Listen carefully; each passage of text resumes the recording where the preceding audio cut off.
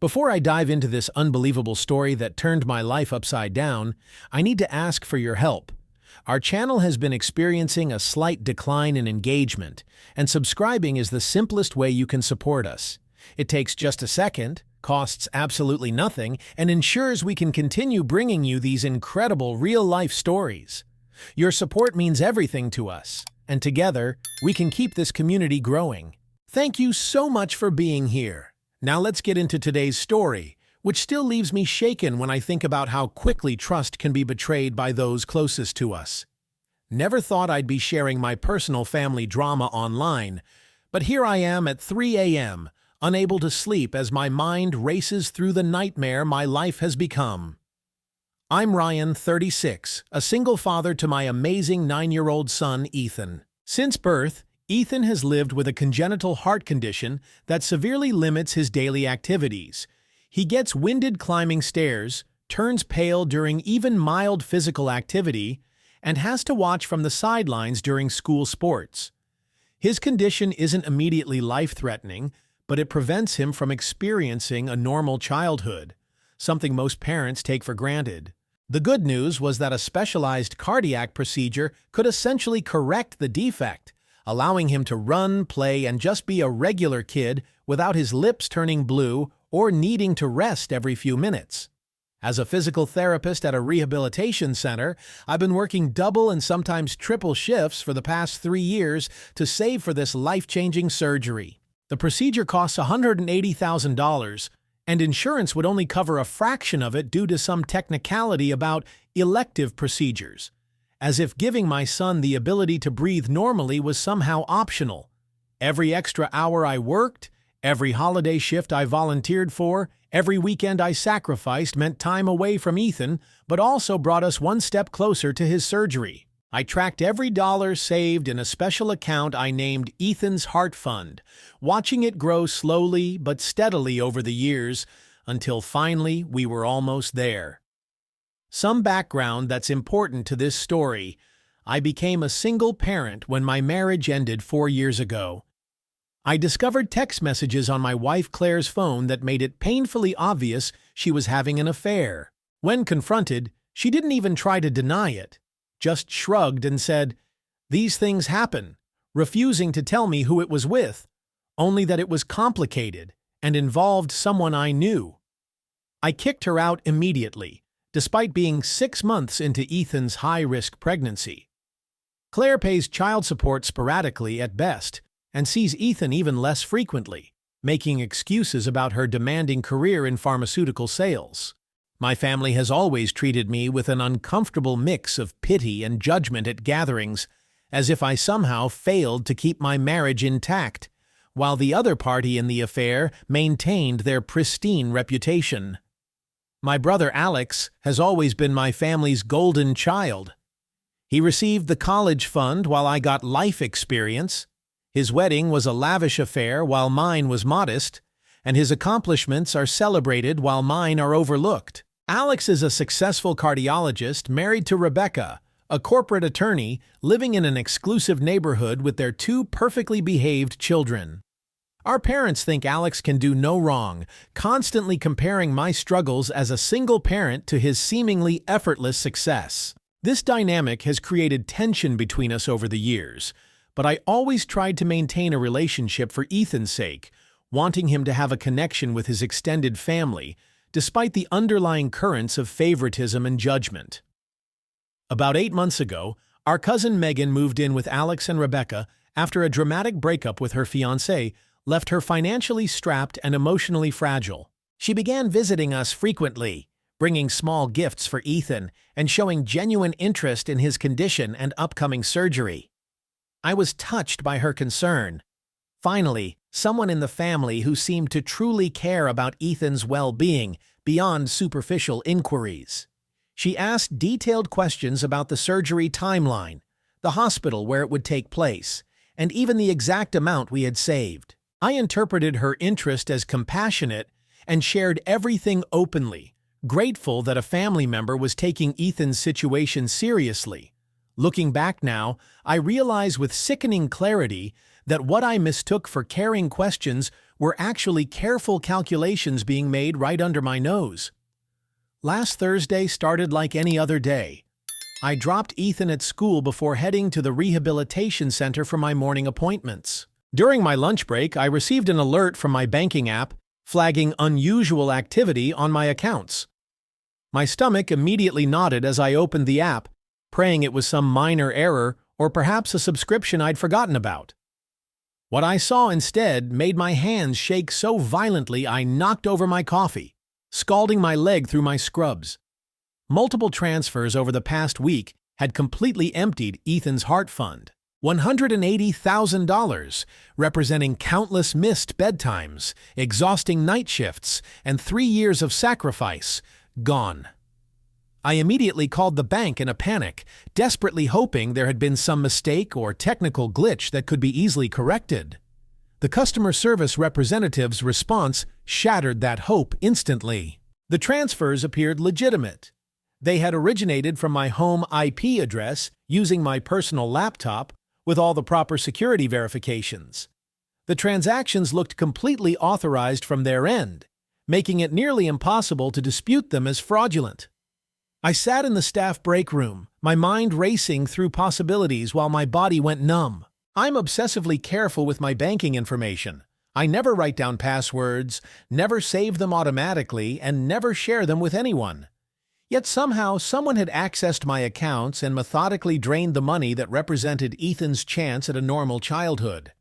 The transactions had started small, almost testing the waters, before culminating in larger withdrawals that emptied the account completely. Who could have done this? The transfers came from my home network, meaning whoever was responsible had physical access to my house and laptop.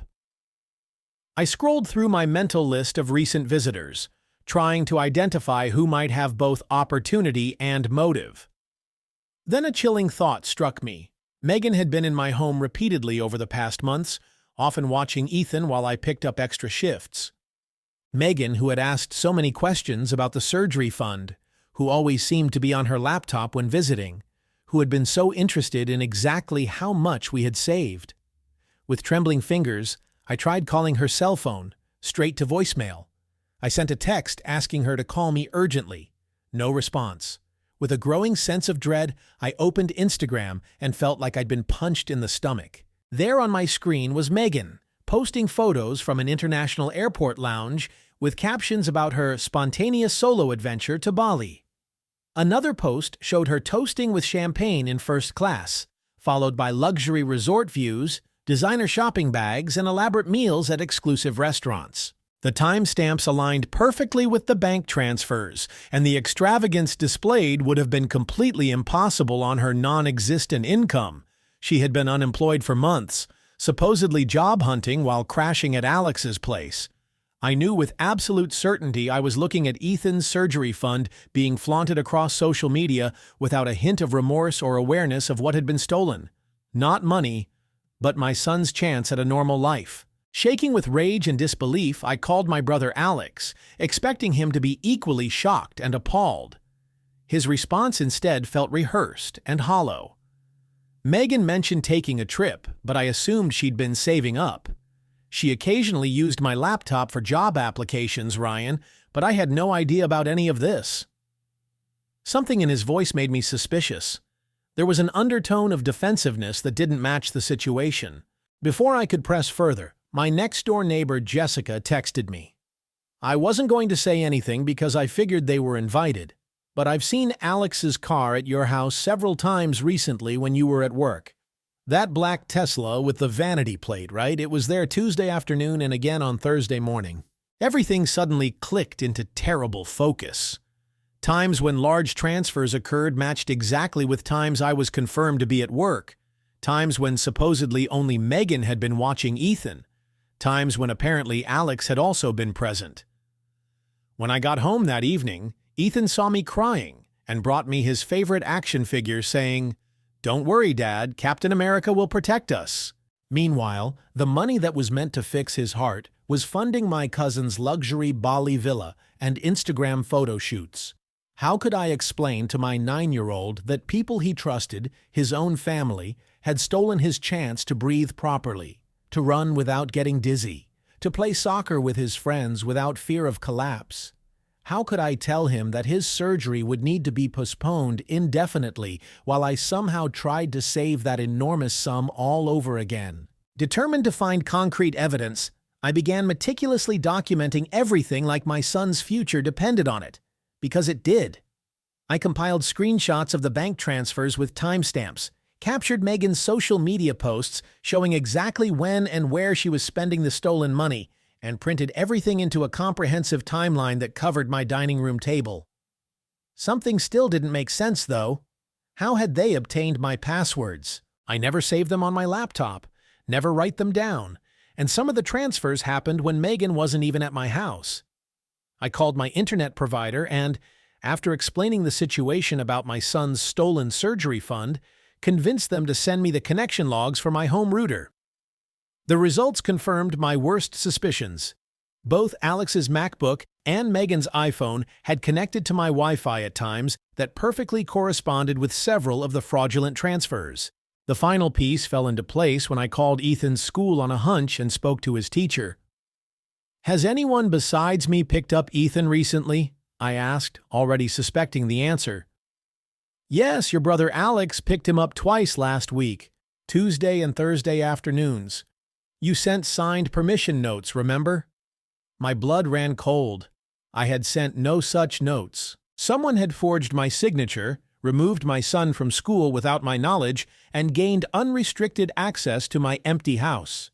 I drove directly to my bank and met with a manager in person, showing him the connection logs and explaining my suspicions. Someone forged notes to take my son from school, was in my house repeatedly when I wasn't home, and now $180,000 designated for my child's heart surgery has vanished while my cousin posts about her luxury Bali vacation.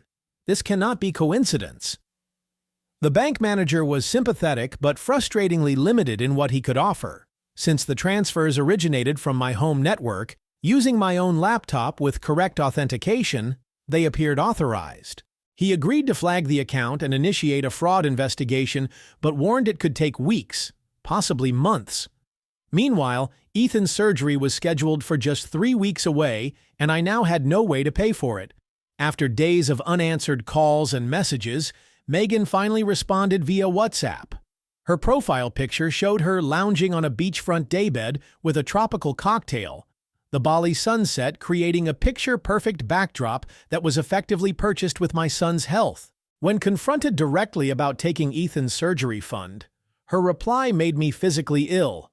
"OMG, Ryan, don't be so dramatic. It's not like he's dying tomorrow or something. Kids are super resilient anyway. I really needed this mental health break after everything I've been through with Chad. I'll totally pay you back eventually." Family helps family, right? I took screenshots of our conversation and forwarded them to Alex with a message. "Your house guest stole my son's heart surgery money. I have proof she was at my house when I wasn't home. With your assistance, either you help me get it back immediately or I'm going to the police." Alex called within minutes, his voice unnervingly calm and controlled. "Ryan, this is clearly a misunderstanding. Megan mentioned borrowing some money from you, but I had no idea it was that much.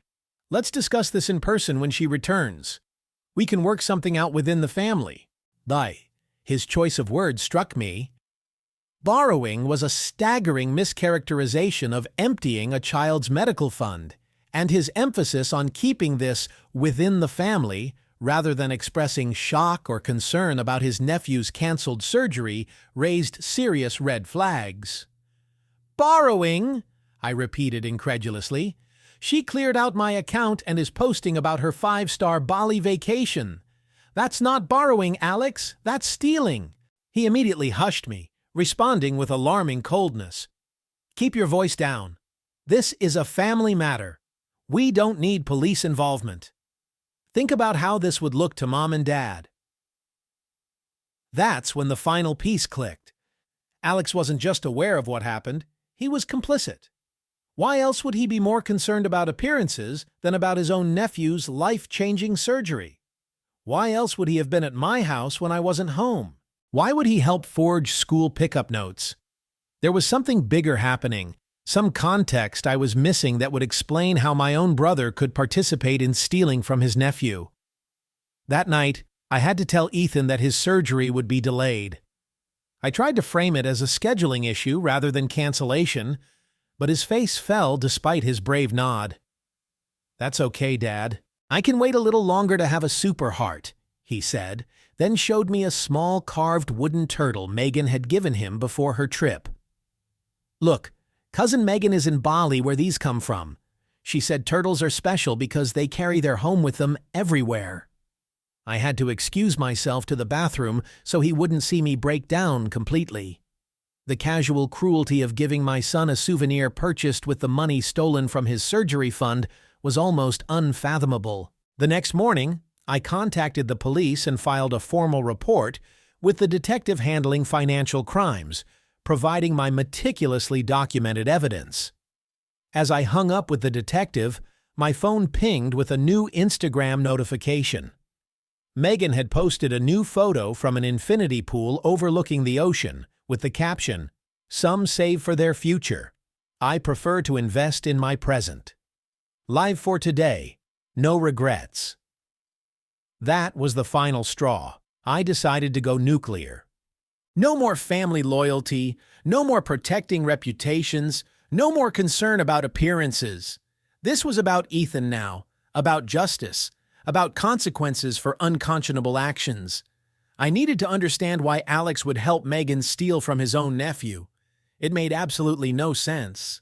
Alex and I weren't close, but he had always seemed to genuinely care about Ethan, often discussing treatment options and checking on his condition. Why would he risk everything? His reputation, his medical license, potentially even his freedom, to help facilitate this theft?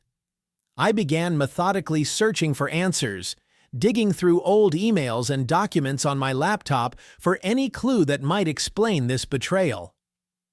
That's when I discovered something strange. An email confirmation for a hotel booking from 4 years ago, forwarded from Claire's email to mine shortly before our marriage imploded. The date immediately caught my attention, 1 week before I discovered her affair, when I was 6 months pregnant with Ethan. I had no recollection of this booking or why it would have been sent to me. Following my instincts, I called the hotel. "I'm trying to confirm an old reservation from 4 years ago. It would have been under either Claire or Ryan Anderson." But after some back and forth, the clerk confirmed that yes, there had been a 2-night stay with numerous room service charges for 2 people, including several bottles of champagne and elaborate meals. When I asked if there was any record of the second guest, they apologetically explained they didn't retain that information for such a length of time. Then I remembered something crucial. Claire had left behind an old tablet when she moved out, which I'd stored away in a closet, unable to face the painful memories it might contain. I retrieved it, charged it up, and discovered it wasn't password protected. The Photos app was still logged into her cloud account, giving me access to images from 4 years ago. What I found shattered my world for the second time. Photos of Claire and Alex together in a hotel room, clearly romantic and intimate, time-stamped during the exact dates of that hotel reservation. My wife and my brother. My brother and my wife. The mysterious affair partner Claire had refused to name. The complicated situation involving someone I knew. It had been my own brother all along, while I was pregnant with a high-risk pregnancy that would result in Ethan's heart condition. Suddenly, every puzzle piece fell into place with devastating clarity. Alex's awkward distance during my pregnancy, Claire's inexplicable absence from family gatherings after our separation, the strange tension whenever they were in the same room. I sat on my bathroom floor and violently threw up, then cried until I had no tears left, before finally transforming that grief into cold, focused anger. I called my friend Mark and asked him to watch Ethan for the evening, then drove straight to Alex's house, his perfect house in his perfect neighborhood with his perfect wife who had no idea what kind of man she had married. Rebecca answered the door, surprised to see me there unannounced. "Ryan, is everything okay? You look terrible." "I need to speak with Alex now." My voice came out as a strangled command. Alex appeared behind her, his composed expression faltering when he saw my face. Rebecca, can you give us a minute? When she left, I held up my phone displaying one of the photos of him with Claire. Is this why you helped Megan steal Ethan's surgery money? Blackmail? The color drained from his face as he grabbed my arm and pulled me outside onto the porch, closing the door behind us.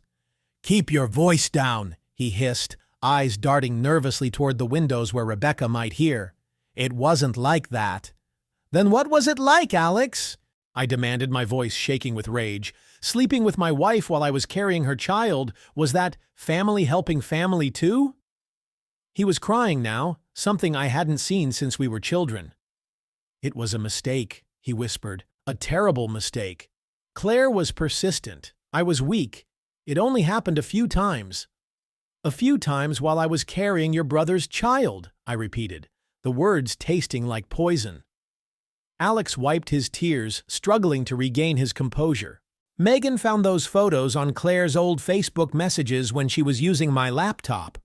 She threatened to show you, to tell Rebecca, to tell everyone. I panicked. So you helped her steal from my son instead? Your own nephew? Alex's shoulders slumped in defeat. She promised she'd only take a little, just enough for a trip to clear her head. She swore she'd pay it all back before you even noticed. I never thought she'd take everything, Ryan. You have to believe me. I laughed, but it came out as something closer to a sob. And you believed her? The unemployed cousin crashing on your couch who suddenly needed a luxury Bali vacation? You're a doctor, Alex. How many critical thinking courses did you take to earn that degree that's hanging on your wall? Alex stood there, utterly defeated, tears streaking down his face. For a moment, I could see the brother I'd grown up with, not the polished professional who had eclipsed me in our parents' eyes. I'm done, Alex, I said, feeling nothing but exhaustion. Done covering for you, done being the family disappointment so you can keep your perfect image. Done protecting people who don't deserve protection. I turned and walked away, ignoring his pleas to wait, to talk more, to find another solution. The next morning, my phone exploded with texts from him. I've been trying to reach Megan, but she's not answering. Please give me more time. I'll take out a loan if I have to. Ryan? Please respond. I ignored them all, completely finished with explanations and excuses, focused solely on documenting everything for the police investigation.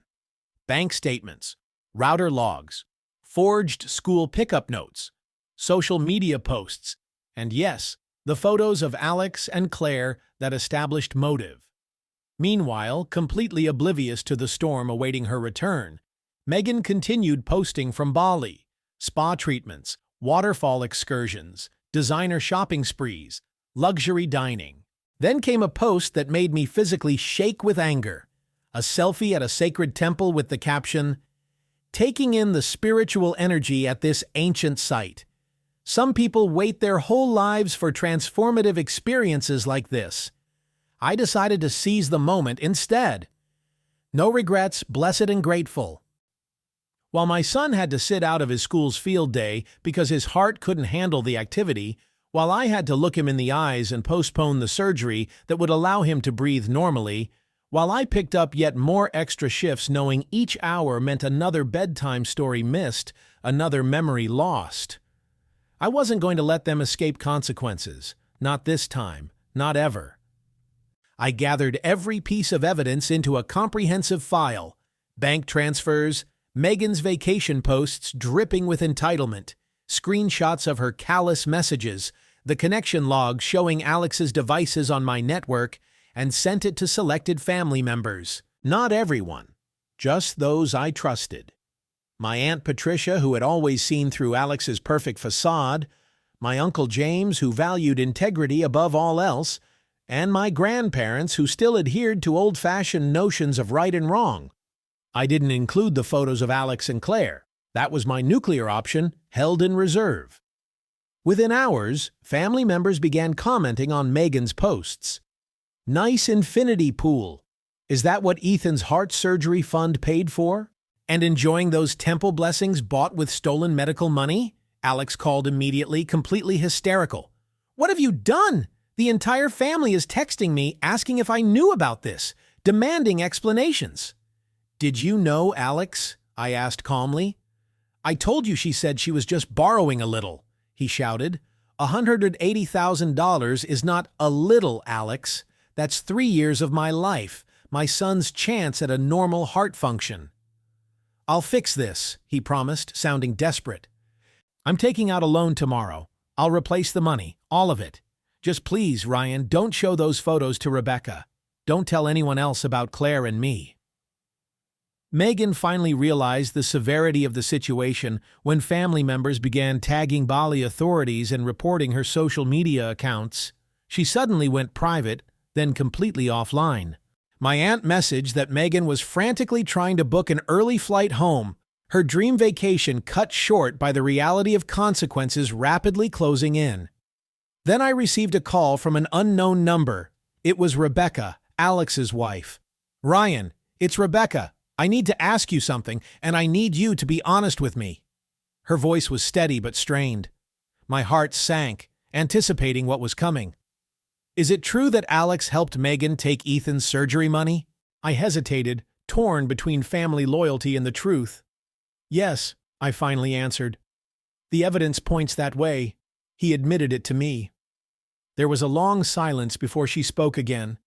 "Why would he do that? It makes no sense. Alex adores Ethan." I closed my eyes, knowing this was it, the moment of complete family implosion. I no longer cared about protecting Alex's reputation or marriage. "Rebecca, there's something you should know, something I just discovered myself." I took a deep breath. 4 years ago, when I was pregnant with Ethan, Alex and Claire were having an affair. Megan found evidence of it and was using it to blackmail him. That's why he helped her access my accounts. The silence on the other end was deafening. "How do you know this?" she finally asked, her voice barely audible. "I found photos on Claire's old tablet, dated, time-stamped photos that leave no room for interpretation." "Send them to me," she said firmly. I did, hearing her sharp intake of breath when she opened them. "I'll call you back," she said before hanging up. 2 hours later, I received a notification that left me staring at my phone in disbelief. $180,000 had been deposited into my account. I checked and rechecked, certain it was some cruel system error, but the transfer was real, from Rebecca's personal account. I messaged her immediately. "Rebecca, why would you do this? This isn't your responsibility." Her response came quickly. "Because Ethan shouldn't suffer for their betrayal. This money was meant for his surgery. Now it can serve its purpose." Just like that, someone in this family finally did the right thing, not out of guilt or fear of exposure, but from genuine concern for an innocent child. But not everyone was so fortunate in avoiding consequences. Megan landed back in the United States 3 days later to find police officers waiting at her gate. My cousin, who works at the airport security desk, told me she created an enormous scene, sobbing dramatically about how it was all a misunderstanding, how I had given her permission to use the money, how this was just a family disagreement blown out of proportion. The officers weren't persuaded, especially with the substantial evidence I had provided. She was arrested on felony theft charges and released only after her parents posted bail, with strict orders not to leave the state and a surrendered passport. Welcome home indeed. The story somehow caught the attention of a local news station and made the evening broadcast. Local physical therapist's child surgery fund stolen for luxury Bali vacation. Though they didn't name names, everyone in our social circle immediately knew who was involved. Megan's parents, my Aunt Susan and Uncle Howard, appeared at my door the following day, looking devastated. Susan could barely speak through her tears, while Howard appeared to have aged a decade overnight. "We had no idea," Susan kept repeating. She told us she'd been saving for this trip, that it was her fresh start after the breakup. Howard handed me a cashier's check, his hands trembling. "We remortgaged our house. It's not the full amount, but it's a start. We'll repay every penny, Ryan, with interest. What she did is unforgivable." I looked at the check. $150,000. Combined with Rebecca's $180,000, we now had more than enough for Ethan's surgery and follow-up care. "Rebecca already replaced the money," I explained gently. Ethan's surgery is back on schedule for next week. Howard nodded firmly. Then this can go toward his college fund or whatever else he needs. Megan will repay us for it. As they were leaving, Susan turned back. Her makeup streaked down her face. Is it true? About Alex and Claire? Word travels extraordinarily fast in family circles. I simply nodded, not elaborating. All this time, she whispered, we all blamed you for the divorce. I'm so sorry, Ryan.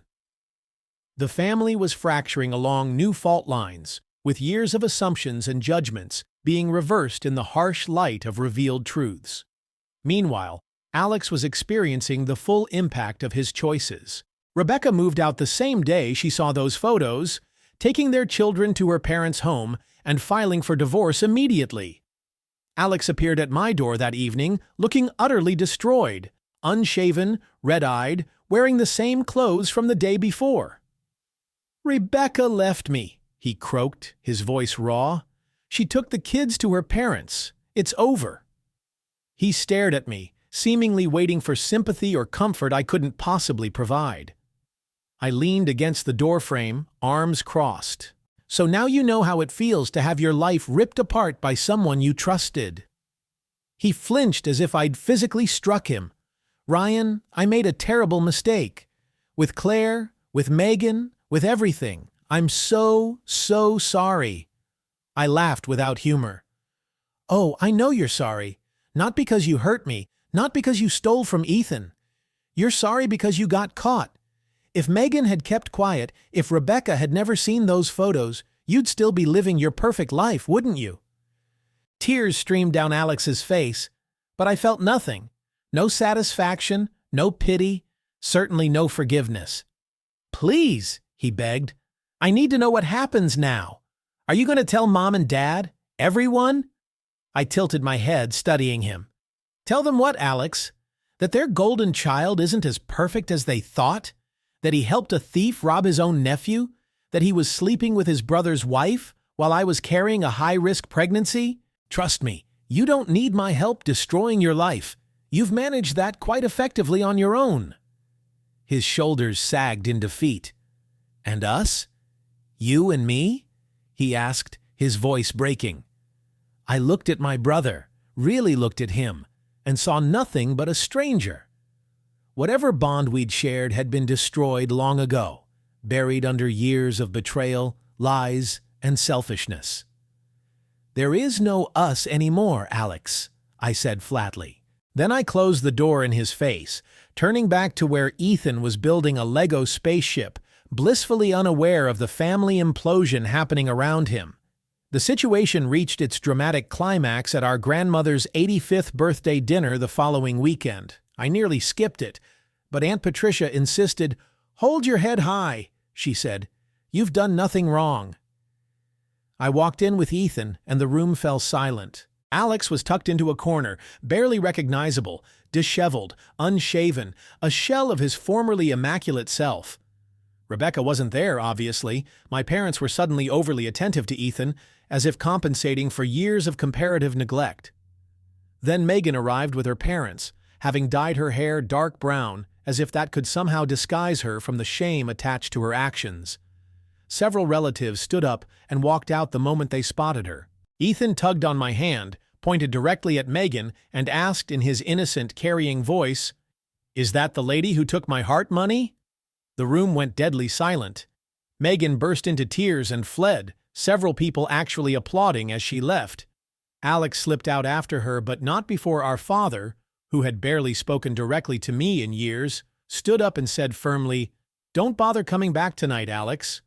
I had never heard him address his favorite son in that tone before.